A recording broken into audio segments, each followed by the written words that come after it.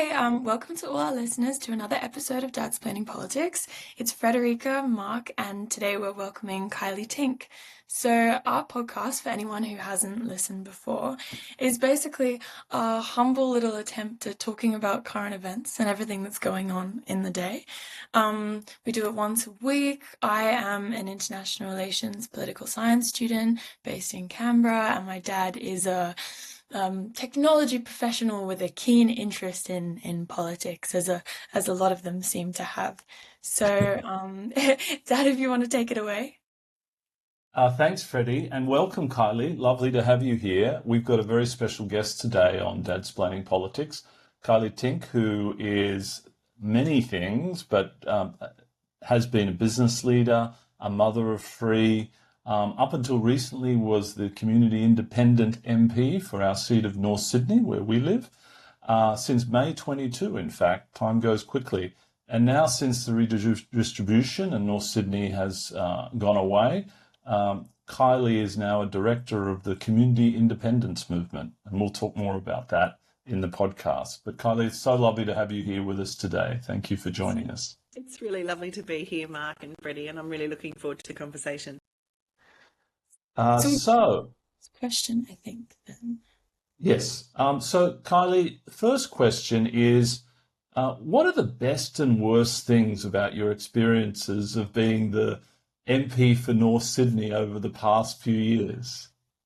Oh my gosh, that is such a huge question, Mark, because I think, I was speaking at an event late last week, and actually one of the points that was made is that just 1 year in politics is a bit like dog years. It's like 7 years, I think. So even though I've only been an MP for 3 years, it does feel like it's been a lot longer. Obviously, the campaign to make the seat of North Sydney an independent seat began about 12 months before I was finally elected. So it's been an incredibly busy 4 years. In terms of the best things that I've experienced during it is, I would have to say the number one thing is the realisation that everyday Australians can have a significant impact on the way our country is governed. I think we are incredibly fortunate to live in one of the few Western nations that you would have to say whose democracy is still pretty strong. Mm-hmm. And I put that down to compulsory voting, the preferential flow of voting, and the fact that, we have continued to have an open discussion around politics in this country. I think the worst thing I've seen in the last 3 years would be what I would describe as the lack of ambition and commitment when it comes to the political frame in our nation. We are staring into some pretty big existential threats, whether it is climate change, whether it's the intergenerational inequity in terms of our economy, our housing issues. And to fix those things is going to take not just rhetoric, but courage, and what I think is really bold thinking. And perhaps the number one most frustrating realisation of the last 3 years is that the two major parties have got themselves into this mindset that is effectively only ever governing for a 3-year period. They're in it to win it, to have that moment to do what they want to do, and then they need to go straight back into campaigning mode again to win it again, to have the moment to do what they want to do. So it's this very stop-start movement, which is not how you would run any other successful business in the world. To not have a long-term strategy that you sell people on and get them to buy into, I think is a real problem. So the transactional nature of politics in Australia, I would say, is not doing us any justice as a country. Yeah. And I would really hope in the coming decades, with people like Freddie getting involved, and people like you and I, Mark, still on the edges, we can take our democracy back and actually move our nation into what I believe is its rightful place, which should be as one of the leading, not only democracies, but economies in the world, because we are on the cusp of something quite extraordinary when it comes to a renewable energy economy. And I just hope our nation can step into it. I mean, That's actually really interesting to hear all your points on that because I think that everything you've just mentioned is something we've mentioned in a past episode, from the position that like Australia plays as a middle power and the importance of us stepping up in coming years to like the importance of the independence. Because leading on to our next question, I have been in classes doing basic Australian politics lectures, etc., etc., and we were talking about the role of the independence in the Australian like governing system. And the lecturer seemed to think, not, I don't agree with this at all, but the lecturer seemed to think that the independents, yeah, they're doing a great job for now, but they don't have a real interest in politics in the sense that she believes they're a temporary feature of the Australian political landscape rather than an enduring one, because she believes that they'll grow tired of the system at some point and not want to deal with the bureaucracy anymore. I was wondering what your take is on that. Yeah, can I get her name and number, please? Because it sounds like we need to. I can try my um, best. I'll ask her next class. I'm happy to come and do a guest lecture if it helps. I mean, Freddie, the really interesting thing about the whole proposition that it sounds has been put to you by your lecturer is the fact that to me it misses a fundamental truth in our democracy and our constitution, and that is that nowhere in the Australian Constitution is the word party mentioned. Our constitution was fundamentally created to, and at a very problematic stage in our nation's history. We had competing states who were all wanting to be the biggest, loudest voice. It was very ego driven.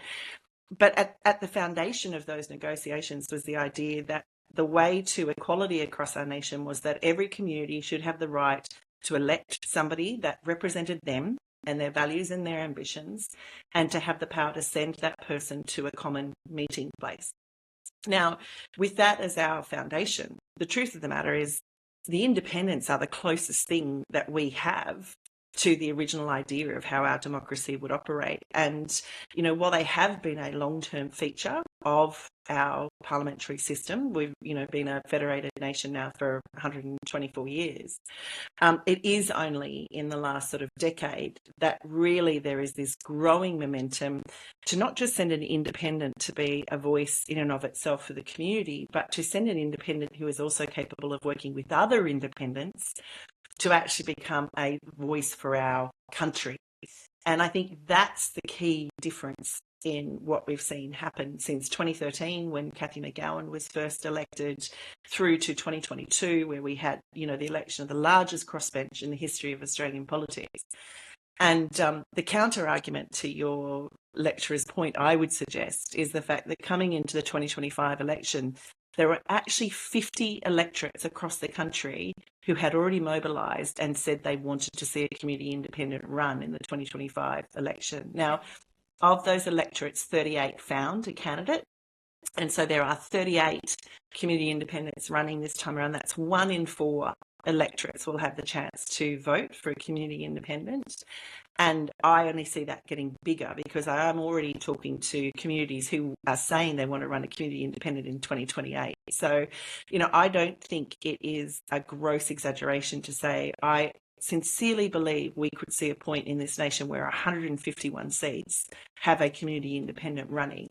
And every time a community independent runs, it's a really good sign for our democracy because it says the people of that electorate are prepared to step into the responsibility of their vote, and they are tired of abdicating that responsibility to two major parties who seem to have completely lost touch with ordinary everyday Australians and our ambitions and our courage and our optimism.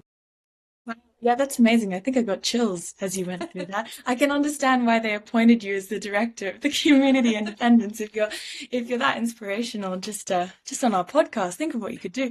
Um, but yeah, I think that's really interesting as well, what you said about it being a feature of Australian democracy, having independents representing electorates instead of just the parties.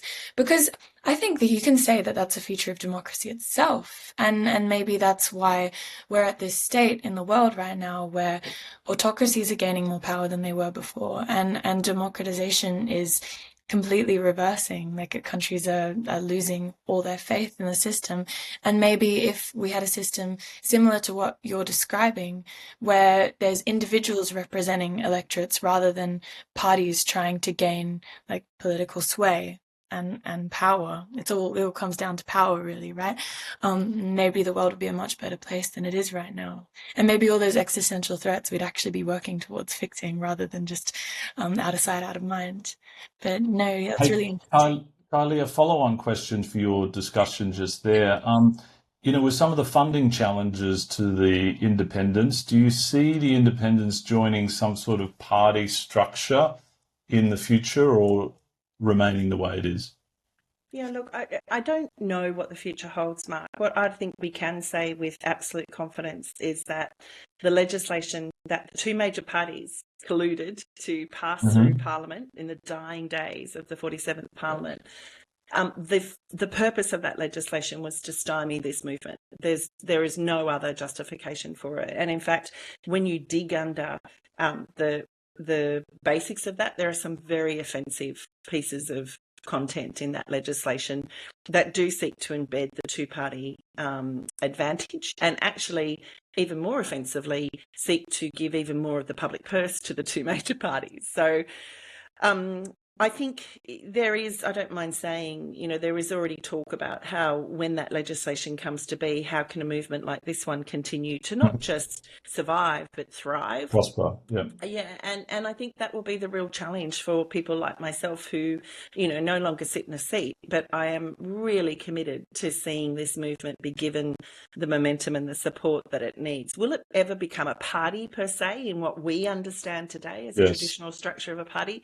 I don't think so. I can't see that working because of the values that we hold. But in fact, it's probably the piece that excites me most about what comes after this election, if that legislation stays in place, is to begin to explore what other models of participatory democracy can be created that would fit within this new, really ridiculous legislation to enable us to be competitive, but not fundamentally walk away from the principles that we hold, so dearly. So I think the beauty of disruption, whether it's in the transport sector, the accommodation sector, the tech sector, people don't see it coming until it happens. And then everybody looks back on it and goes, oh, that seems so obvious. How did we not see that up until now? I feel like that is the potential of this movement. And we won't get it right. Hopefully there'll be lots of failures, because I think you're not trying hard enough if you're not failing every now and then. But I think the fact that there is such an appetite to explore that is really, really exciting, and exciting not just for Australia, but, back to your point, Freddie, for the rest of the world, because we are at a tipping point globally. It isn't just here in Australia. We are seeing the rise of these autocratic systems, even in the US today. Who would have thought the America that we're looking into from the outside would ever come to be in our lifetimes?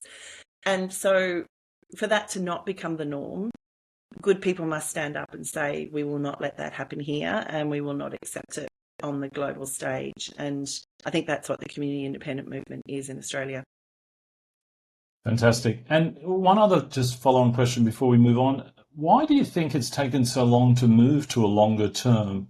Are the major parties against this? It seems like the majority of Australians would be very happy for 4-year terms, for example. Yeah, well, the history here is there was actually a referendum on this in my lifetime. In fact, when they took the question of the Republic to the Australian community, what we sometimes forget is that there was a second question in that referendum, which actually asked Australians whether they were willing to accept a 4-year term for government. So, I like to say that's not in the far too distant past, but I don't know, my kids like to remind me that I finished university last century, so it could be longer than I think. Me But too. yeah, Mark, I think you're right. I think the majority of Australians would absolutely support a 4-year term. I think they understand that the 3-year term has become counterproductive, but it does require a political will to take that to referendum. And I think the results of the referendum that we saw in the 47th Parliament have probably created a bit of a gun-shy recoil when it comes to the Labor Party. I think the Labor Party really took a battering around the voice referendum, even though an electorate like mine and ours voted yes for that voice referendum, which I was very, very proud. The truth of the matter is they're kind of carrying the battle scars. And with the Liberal National Coalition, I mean, I can't keep up with the number of referendums that they've been offering in the lead up to this campaign, but sadly, a 4-year term has not yet been one of them. So again, maybe it comes back to the fact that to have a conversation like that, you have to fundamentally be grounded in a long-term thought process around our democracy.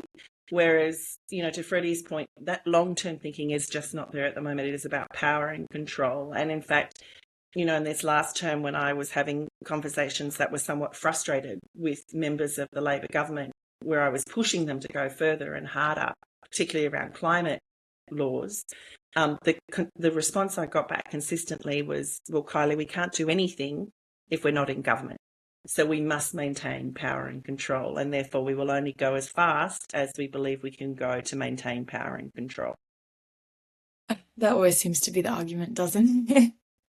In every sector of life. I hear that a lot when it comes to what people are planning on doing for their careers. It's always like, let's do something first to make sure we're secure and make sure we have that power, and then we'll do some good things later on. Which can be fair, but it obviously doesn't pose well for politics in general. Yeah. I think my dad maybe has some audio difficulties, it seems. No, I just muted because there was some feedback, so that's fine. Freddie, I think you've got the next question. Okay, yeah, I'll head on to the next question. So, obviously talking about polarization, I think it's interesting as well. We're talking about the issue of parties and the fact that this party legislation went through, limiting the amount of funding that independent candidates can have is quite interesting in the current frame of today, considering we look at the US system and we see the polarization that's happening there. And I think regardless of whether you support Trump or not, I don't think we like the polarization that's happening in America, the way that identity, destroys like familial relationships and friend relationships. It's so destructive and hurtful to everyone involved that I think both sides of politics there aren't necessarily happy with it, but they don't know what to do to change it. So obviously that has a flow-on effect onto Australia, as American politics typically tends to have. So how do you think that we can combat polarization of Australian society so that we don't exist within echo chambers and so we can have civilized debate and disagree agreeably rather than catastrophically? Yeah, it's a great question, Freddie, and I agree with you that it lies at the heart of the democratic movement globally. And, there's probably a lot of reasons that it's happened, not the least being the emergence of the social digital media age, where algorithms will, as you would well know, drive people down a pathway which just seeks to reassert the belief that they're, espousing versus challenging them in those beliefs. I think what's really interesting is that actually there are many eyes across the world watching what's happening in Australia at the moment because our response is already different. And, I noticed this even straight off the back of the 2022 election. I cannot tell you the number of calls I actually had from international media, things like even, who would have ever thought it, but the French Vogue called me to say, how has this happened? What is going on down there? Because in the democracies where you see that fracturing occur, what hasn't happened is what we've seen here in Australia, which is the rising of the middle. Without exception, the people that are involved in the community independent movement here in Australia at the grassroots are ordinary human beings. I think there were very few people involved in my election in 2022 that had ever had anything to do with politics. But we were all kind of circumspect enough to understand that nobody else was coming to save us. And if we didn't step into that responsibility, then we would lose our chance to complain when it didn't go the way we wanted to see it go. It really was a case of, for me personally, I've been voting since I was 18, which is probably more years than I care to acknowledge. And I felt like I couldn't continue to sit on the edge and complain about the direction the government was going in if I wasn't prepared to stand up and say, well, I don't like it, therefore I've got to turn up, stand up and speak up. And so that rise of the sensible centre is something that is quite uniquely Australian at the moment. But I can absolutely tell you there are people in the US who are reaching out to us right here, right now to say, where did it come from? And, the cynic in me kind of thinks that the independent Kennedy that ran in the US presidential campaign, I think he was trying to tap into it, but he certainly was no community independent. Like, he didn't understand the values of it. He just saw this title and thought, if I grab that and try and market it, maybe I can con a few Americans into supporting me. But I do think that to answer your question on how do we work against it, I think it's got to be in the way that we are prepared to behave in and of ourselves. And it's challenging. Freddie, when I ran in 2022, it was brutal. I was quite shocked at the aggression and the media attacks, the personal attacks on not just me, but my children and my family. You're trying to get me to sit down. It was sit down, shut up, take a Bex. Excuse my language. I don't know if I can use that. But, and I can tell you it's only gotten worse in 2025. And so I think that it's putting pressure on people like myself who came into this space to say politics can be done differently, because you have to be prepared to stand that way and hold it no matter what's coming at you. And as a communications professional, I guess, I know it's far easier for people to attach to a negative message than it is to attach to a positive message. Fear gazumps hope, unfortunately. And we're seeing a lot of that in this election. If you actually sit and watch the ads that both the major parties are running against each other and the ads they're running against people like me, it is very fear-based. I think the remedy to the fracturing of our society is hope. And in fact, really interestingly, I had someone say to me last week when I was speaking on a panel that he felt the remedy was love.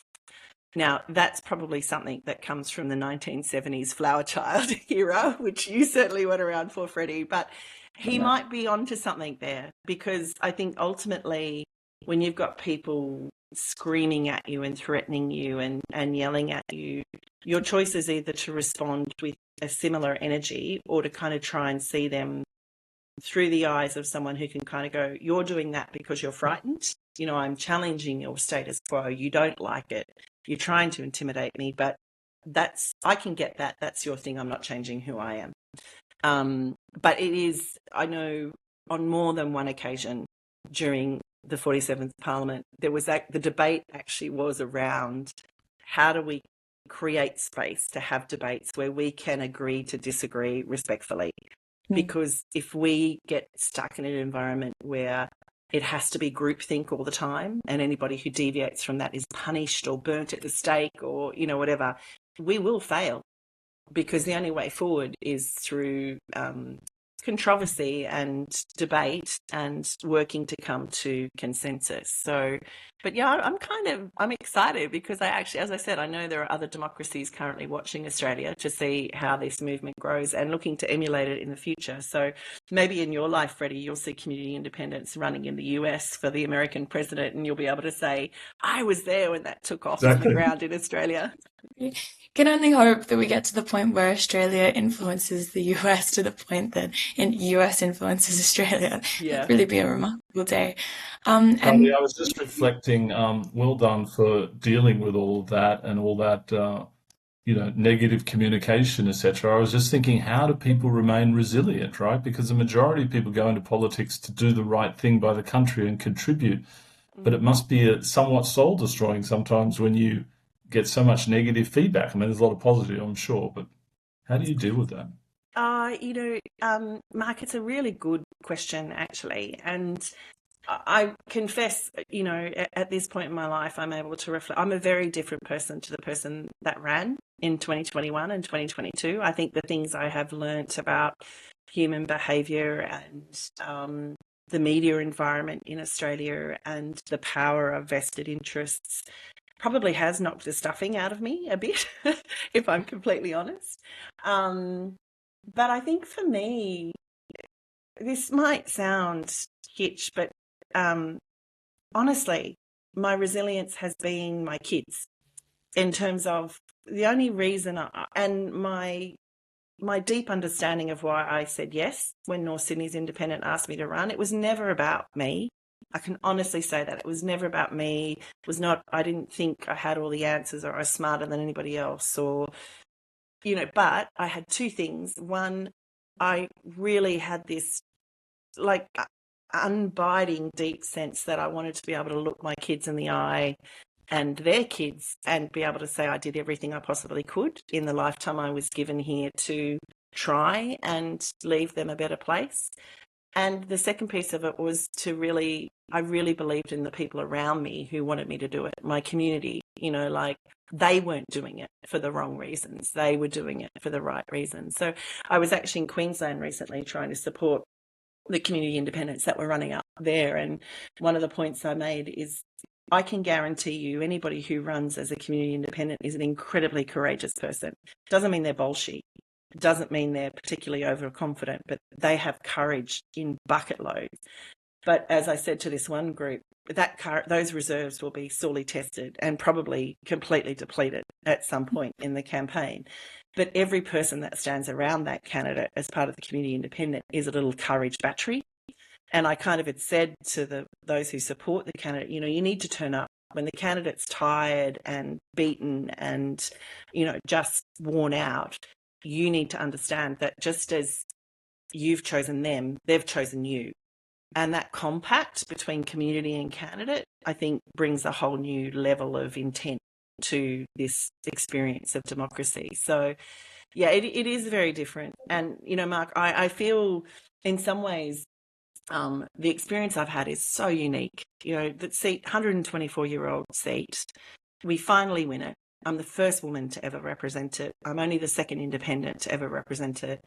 And 3 years in, they abolish it. Who could write that stuff? But the flip side of that is that I've had the opportunity to go in a really volatile environment, spend 3 years getting to understand this system, and I'm coming out before I'm institutionalized. I am, even though I'm a very different person, I'm fundamentally still the same human being. I don't know if that happens with everyone. I was talking to a senator, Barbara Pocock, who was elected in the same year I was elected, 2022. And she actually made the comment that 3 years in, she was just reflecting on herself going, I'm feeling like I'm becoming institutionalized. The yelling doesn't worry me so much. The intimidation, I just see it as what happens.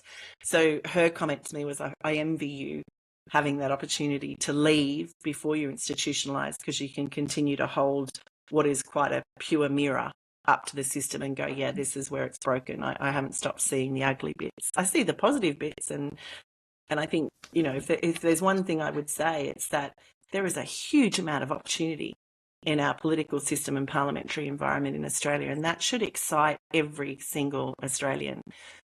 Because break it down, there are 150 people in this country who debate the laws. 150 people. It's such a small number.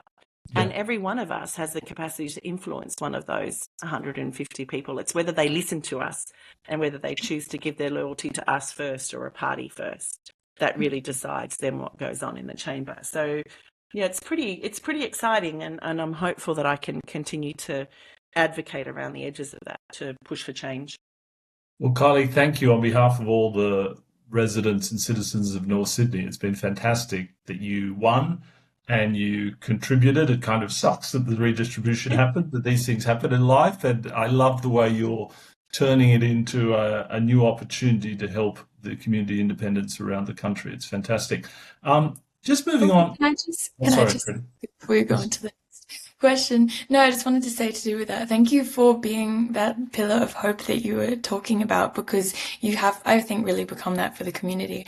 And, I can speak for myself and my friends and some of their parents, and just the love and respect for what you have done is being that pure representation that we need in the democracy, and has, equalized us on some level around the country, working towards getting rid of polarisation, and you have been embodying everything that you've just been talking about in this episode. So just taking that in mind, we'll go on to the next question. That's right. Kylie, how do you think Australia should deal with the Trump administration Should we become less reliant on the US? And a little context here, we talk a lot about, we love Mark Carney and what he's doing in Canada. And I actually get frustrated with people when they say, Albo should visit Trump. And, the fact that he hasn't visited means that we've got a bad deal. It really frustrates me, but we'd love your perspective on that. Yeah, I mean, I think it sounds like you and I would be quite aligned when it comes to perspective, Mark. I think the Canadian government, I think, is setting a very good example to the rest of the world. I mean, they share a border with the United States and, therefore have a closer geographical relationship than we have. I don't mind admitting I was somewhat concerned under the last government, in the 46th Parliament, that there seemed to be this reversion of almost isolationism for Australia, a doubling down on our commitment to the US and the UK. AUKUS was all about the old school coming back together, putting the gang back together. And I think the truth of the matter is, for the size of the nation that we are and for the makeup of our current society, we, again, I think, have a really unique opportunity to have multi-partisan treaties. Whether we like it or not, we are fundamentally a part of the Asian part of the globe. And, therefore we must be a leader in this part of the world. We're also part of the Southern Hemisphere, which has perhaps some of the most challenging environments in terms of conflict and inequity, in terms of power and presence in their societies. So my immediate response to that is, it is appropriate that we continue to try and have a positive relationship with the US, but at the same time, the way that US is behaving, that's not on us, and we have to let them own their own stuff. And in the absence of that, we should be seeking to deepen our relationships with organisations like the EU and, broader parts of the Asian continent. And I think we can do that. One of the most interesting things I was involved in while in Parliament were discussions around a new free trade deal with the EU. And it was really interesting that, from my perspective, that fell apart because the EU was asking Australia to be bolder in where we were going in terms of decarbonising our economy. They were basically saying, well, yes, we'll give you free trade access, but we need you to undertake that you're going to be reducing your carbon emissions in your steel and your iron and your exports. We're not just going to let you in with a free pass with high emissions products. Now, the Australian government kind of balked at that and went, well, no, we don't really need that because we've got, the US and we've got wherever else. The upside of the US market becoming more difficult for us is I think it forces our government to look at those other markets, and that compliance piece might actually force us to go further faster. The other thing I must say about the US is actually, and I said this to someone the other day, I mean, America has just fired a massive portion of their nuclear scientists team. Like, huge number of academics have been let go and researchers. And I was talking to a gentleman called Saul Griffith, who is, arguably one of the most impressive engineers of a transition to electrifying everything, not only here in Australia, but globally. And I said to Saul, I just don't understand why we wouldn't just step straight in and employ them. Like, if Australia wants nuclear submarines and America's just fired the people who are building those things for them in the US, go and employ them, bring them to Australia, move them to Perth and build our own, because I'm pretty sure we'd build it faster than we're ever going to receive it from the US. So I think it's that. And maybe it comes back a bit, Mark, to even the story around the seat of North Sydney. With every disappointment and ending, there is an opportunity. And so I think America is in trouble. I think it's in very, very deep trouble. But I also reflect on the fact that this trouble's been coming for a really long time. I was in Washington in 2005, it must have been, at a meeting where Condoleezza Rice, as Chief of Staff, spoke to the global heads of the business that I was with a company called Edelman at the time, and they'd flown all of the country managers in. And there'd just been, the Times magazine had just had a lead story which said that by 2020, the American economy and society would be in decline and the rising economies would be China and India. And one of my colleagues put to Condoleezza Rice as chief of staff, how did America respond to that? And this gentleman, I just thought so fascinatingly, turned around and said, well, it just means as Americans, we've got to teach them how to do business. We're going to teach the Chinese how to do business. We're going to teach the Indians how to do business. And went on this rant about, America, the land of the free and the whatever. And it was so funny because at the end of it, the head of our Indian operations stood up and very politely looked at this man and he said, with all due respect, sir, I'd like to suggest that by 2020, it will be you who will be learning how to do business the Indian way. And I just thought, so we've known this is coming. I love it. When people behave in some sort of sense of shock around what we're seeing in America, it's been coming for a really long time, and they need to now decide which way they want to go as a society. And I certainly hope there is enough of a rebound that it brings them back into a place and space where they can continue to be positive contributors. But it is fair to say the world should never rely on one champion. And, I think perhaps that's where this disruption in the States has done some people a favour. I love that the EU has kind of gone, oh, crap, we can't rely on them. We're going to have to take responsibility for ourselves. Yeah, you should. And you should have done it a long time ago. And Kylie, I love your thought on this in terms of there's an opportunity for middle powers like Australia and Canada and others to really rise up and have this trade agreement with the world, excluding the US, and realize the power of this. It's enormous. If you just think about what's been done with the US bond market recently via Canada and Europe, etc., that's the reason Trump balked on the tariffs. So it's fascinating the power of this collective of all the other countries around the world. Yeah. I would just say as well, I think it's like an interesting reminder of how arbitrary everything is and how the system is really just defined by the few people who are in power. And especially everything that Trump's been doing with the tariffs over the past week or so has really shown you that like you can do whatever you want in this system. There may be norms and there may be legislation in place, but nothing can stop you. So the possibilities of free trade with whatever country you choose to do free trade with, whichever one ideologically makes the most sense, there's potential there to follow through on that. I think, from an economic point of view, we're experiencing it really directly at the moment, Freddie. And the only piece I would say where I think the challenges we are yet to explore them is the challenges around human rights and international law.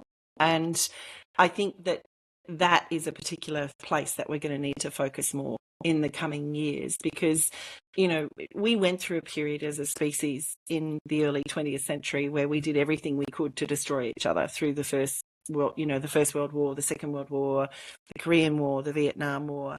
And it's not lost on me that nearly 100 years on, we're back at a point where there's never been as much global conflict as there is right now. Sure, it's not a world war, but there are as many countries currently engaged in conflict as we were engaged back at the same era. Yeah. The concerning piece is we don't seem to have been able to hold on to our global commitment was that around what should be the rules of war. And, to see countries like the US cast aspersions against the United Nations, to cast aspersions against the International Criminal Court, I think that should worry us. And maybe the criticism is fair, but that should prompt a conversation for all of us as citizens about, well, what do those rules need to look like? Because without some sort of rule of international order, we do descend into chaos very, very quickly. So that's a piece I guess I'll be watching very closely because, America is, to a certain extent, has always been able to be relied upon to be a sort of force of peace. We're not seeing that under Trump. Trump is threatening to blow up everybody from Iran to, he's ready to go. And that's a different America than I think I've seen in my lifetime. So it will be intriguing to see how we respond to that, given that, arguably they are the controller of the weapons industry globally. I mean, it's interesting that you say that because I think I've heard a lot of people say those are the benefits of the Trump administration. People I don't necessarily have a lot to agree on with when it comes to politics, but respect their opinion anyway.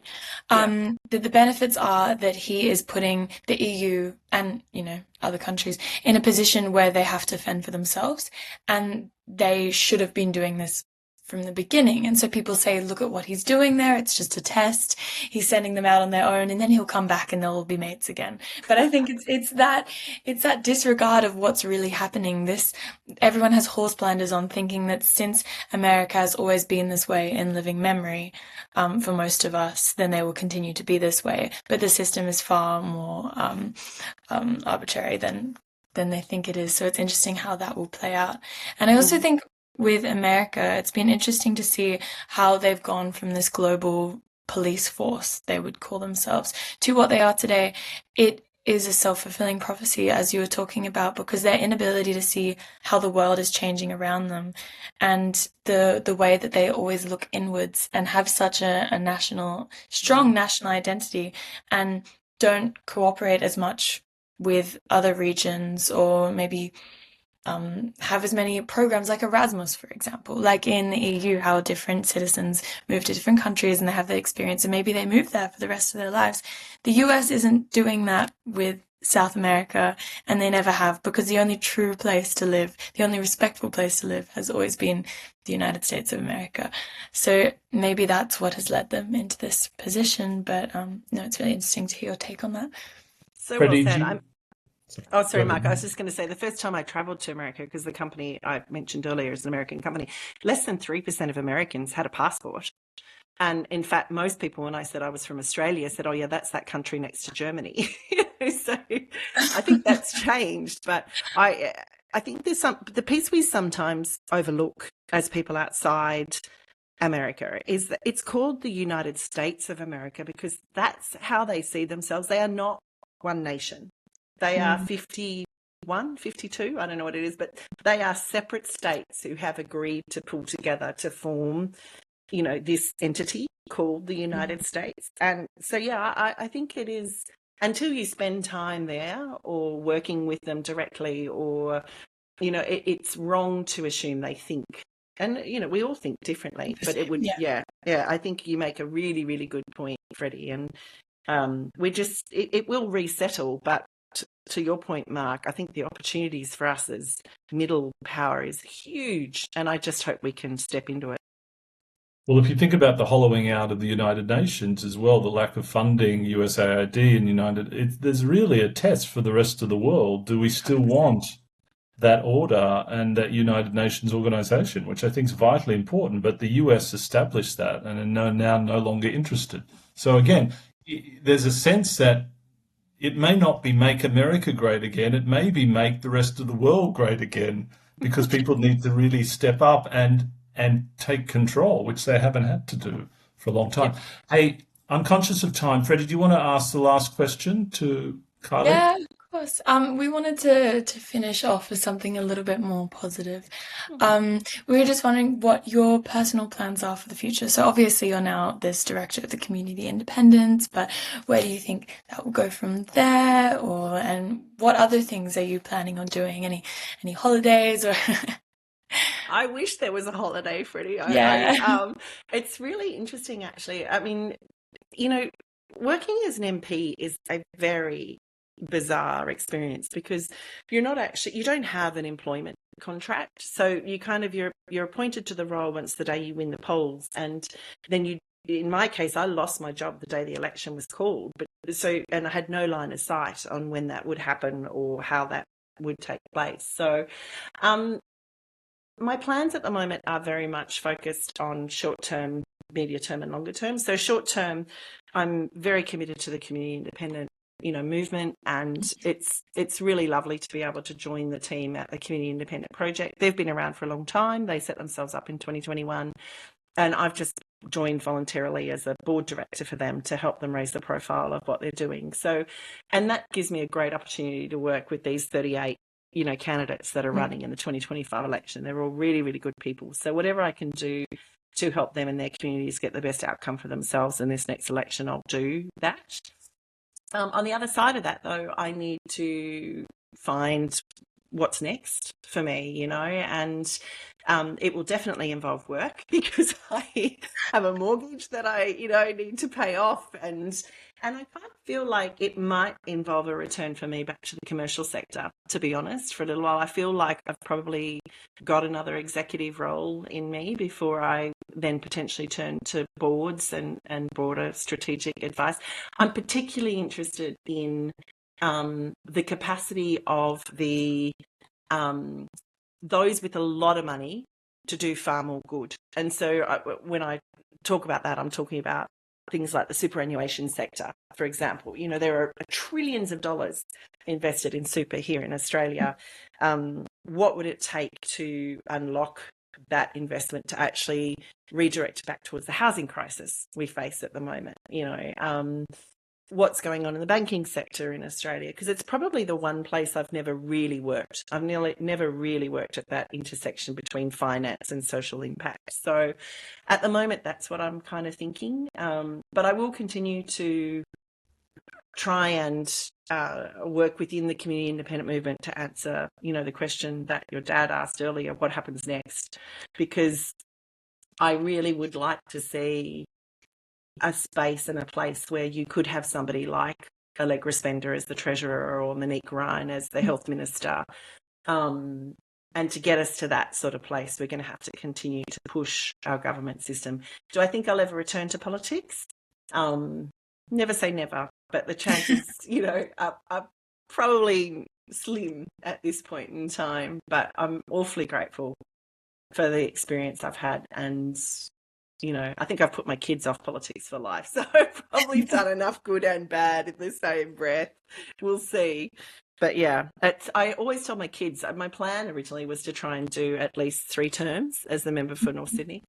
And then my plan was always at the end of that 9 years to go and spend 6 months in Italy, just, living in a villa and eating pasta and bread and, learning the local dialect. So within 9 years, I still hope to be able to do that. But now I've got this, 6-year period to fill with something else. So I'm looking forward to whatever that may be. Yeah, correct. Correct. Kylie, I'm sure you'll do amazing things, and you're incredibly skilled. And now, having had your parliamentary experience, there's many precedents of this. Some people who haven't been in politics having great careers in business afterwards, and I'm sure you will do that. Anyone would be lucky to have you. Kylie, thanks so much for your time today. We really, really appreciate it. I'm sure our listeners are going to find this fascinating. Good luck with the community independence. Zali is now our local member, and we will be supporting her. Freddie already organised for a banner on our gate to be delivered early. So it's fantastic. But we really appreciate your time. Thank you for everything you've done for North Sydney and for Australia, and it's been an absolute pleasure.